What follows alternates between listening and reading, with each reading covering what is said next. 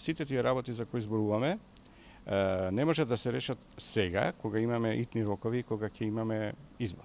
Еве да речеме тоа е како да знаете дека ќе почне фудбалски натпревар и треба голот да остане празен, бидејќи се опозицијата кога има бакар и мала шанса да добие некаква можност да тој огромен дисбаланс да го исправи, вие сега терате правда, да речем народски речено. Сите тие за сето ова што го зборувам имаше многу време наназад и имаме уште многу време пред нас. Тие не се работи кои се решаваат во еден ден, еден месец, 3 месеци, една година. И тоа сме сосема свесни.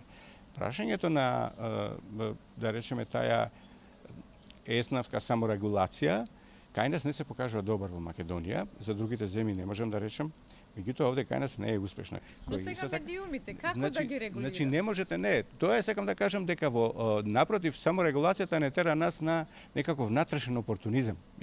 Бидејќи кога ќе бидеме оставени сами на себе, ние сме малку спремни да се казнуваме меѓу себе, да речеме.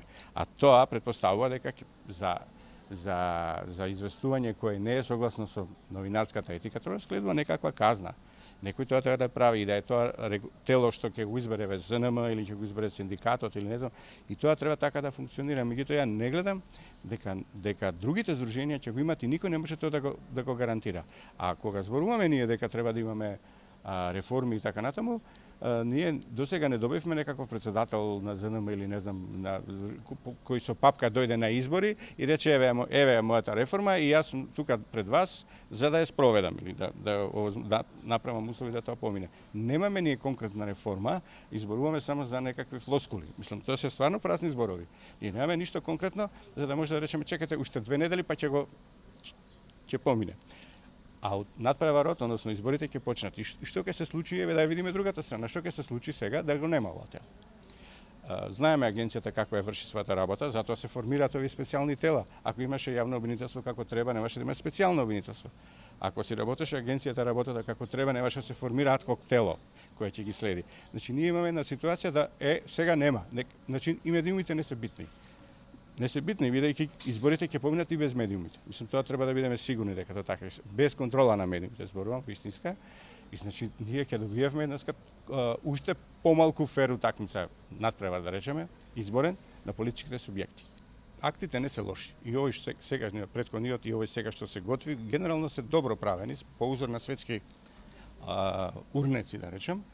И доколку се држиме, ако се почитуваат сето тоа, мислам дека нашата работа ќе биде многу едноставна. Значи ние имаме и новинарска етика, имаме ги знаеме тие правила на игра, тие квантитативни да речеме определување на и квалитативни се разбира. Квантитативни ќе ни помага самата агенција бидејќи го има таа техникалија за да може да ни дава информации, и оној квантитативно треба ние сами да седнеме и да го разгледуваме, меѓутоа знаете, морате да го правите тоа за да можете да видите. А што можеме да направиме? Да не го правиме и да речеме дека е окей ситуацијата. Мислам, никој не ја гледа другата страна на проблемот, дека ти едноставно можеше да помине избори во комплетна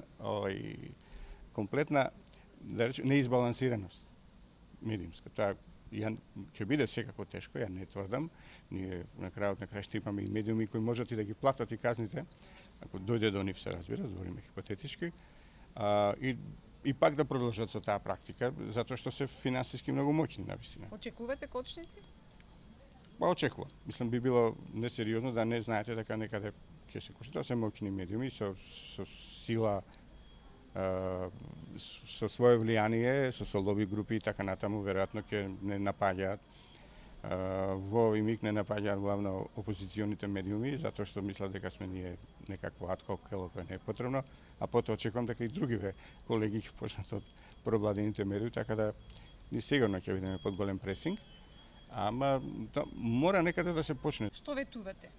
А ветувам дека барем од аспект мој, можам се разбира, се надевам дека и моите колеги, бар по првите разговори се такви, дека ќе бидеме принципиелни и истрени до крај. Сега се разбира дека јас не можам ништо да тврдам на колку му е во главата, меѓутоа мислам дека во една нормална атмосфера и доколку бидеме оставени да работиме како што треба, ќе се направи балем некаква патека по која другите генерации што ќе дојдат после нас ќе бидат поуспешни.